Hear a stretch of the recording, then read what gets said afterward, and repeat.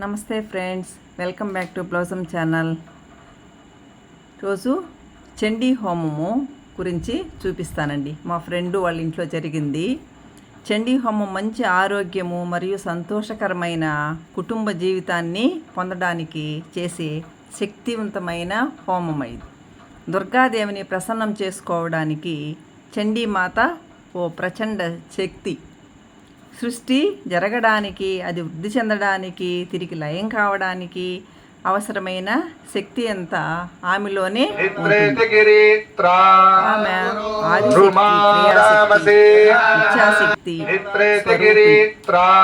విశేష కార్యసిద్ధి కోసమని సకల చరాచర జగత్తు సృష్టికి మూలమైన జగన్మాతను ఈ విధంగా ఆరాధిస్తారండి.